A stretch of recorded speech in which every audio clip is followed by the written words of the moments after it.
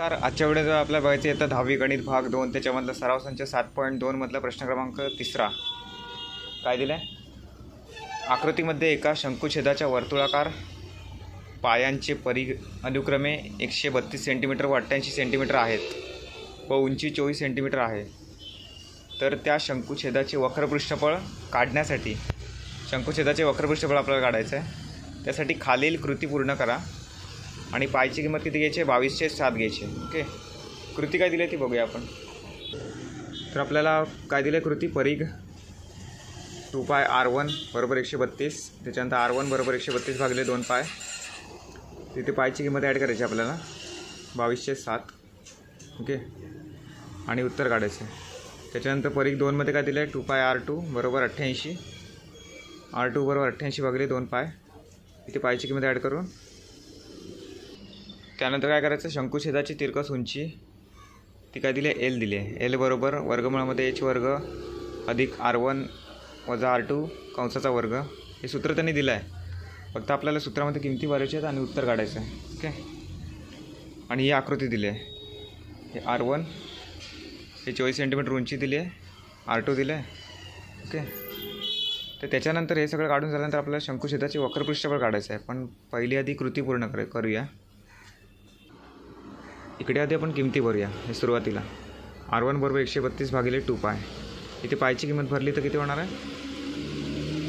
आपण हे r1 बरोबर 132 भागिले 2π याची किंमत आधी पहिली काढूया. इथे किती येते ती? ओके, इथे r1 लिहिलं आहे मी 132 भागिले 2π. पायची किंमत लिहूया आता 132 भागिले 2 गुणिले 22/7. ओके, आता 7 ह्याला भागिले आहे म्हणजे वरती गुणिले असणार आहे.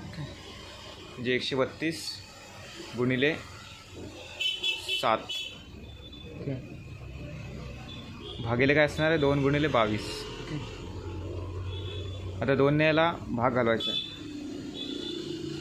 बेसक 12 बेसक 12, तर 22ने याला पण भाग होतो. 22 22 22 66. 7 गुणिले 3 किती होतात? 21. ओके, आता 21 इकडे वरती लिहायचे. 21 सेंटीमीटर लिहिलं आहे. r1 बरोबर किती आलं? 21 सेंटीमीटर. आता r2 बरोबर काढायचं आहे. सेम त्याच्यासारखं काढूया r1 सारखं. r2 बरोबर किती? 88 भागिले 2π. ओके, तर पायची किंमत लिहूया 88 भागिले 2 गुणिले 22/7. आता 7 वरती लिहूया. 88 गुणिले 7 भागिले 2 गुणिले 22. आता 22 एके 22 22 चौक 88. बेक बे 2 4. ओके, 7 2 किती? 14. म्हणजे 14 सेंटीमीटर r2 असणार आहे. याची किंमत किती आली? 14 सेंटीमीटर. आता तिसरं, शंकुछेदाची तिरकस उंची इथे एल दिला आहे, हे पुढे दिला आहे. आता एच किती काढलं? एच किती दिलं त्यांनी प्रश्नामध्ये दिलं आहे. बघा, एच बरोबर 24 सेंटीमीटर दिलं आहे. एच बरोबर किती? 24 सेंटीमीटर लिहिलं आहे आपण. आणि आर किती? r1 किती काढलं आपण? हो, इथं खाली काढलं आहे. ते वरती 21 वजा 14. 21 वजा किती होतात? 14 7. ओके, आणि 24चा वर्ग किती होतो? हे बघा, ही मधली स्टेप तुम्हाला आपल्याला काढायची आहे. ओके, ही स्टेप लिहून दिली आहे. याच्या पुढची स्टेप कोणती आहे? 24चा वर्ग किती येतो? तो 576 अधिक 7चा वर्ग किती? 49. 21 वजा 14 किती? 7. आणि 7चा वर्ग किती? 49. आता दोघांची बेरीज किती येते? 625. आता वर्गमूळ 625 म्हणजे कितीचा वर्ग आहे? 25चा. ओके, तर काय असणार आहे? 25 आपल्याला ही तिरकस उंची आहे. Okay, 25 centimetre. आता आपल्याला शंकुछेदाचे वक्रपृष्ठफळ काढायचं आहे. शंकुछेदाचे वक्रपृष्ठफळ ती कृती पूर्ण झालेली आहे. आता शंकुछेदाचे वक्रपृष्ठफळ काढायचं आहे. त्यासाठी सूत्र लागेल. सूत्र काय? पायल कंसामध्ये r1 + r2. ओके, हे काय? शंकुछेदाच्या वक्रपृष्ठफळाचं सूत्र आहे. तर किमती भरूया. पायची किंमत किती आहे? 22/7 घ्यायची. गुणिले एल किती काढला आपण? 25.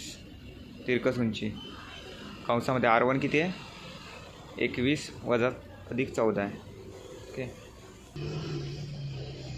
22/7 गुणिले 25 गुणिले 21 अधिक 14 किती होतात? 35. ओके, आता 7ने भाग जातो का बघायचं. 7 1 7 7 5 35.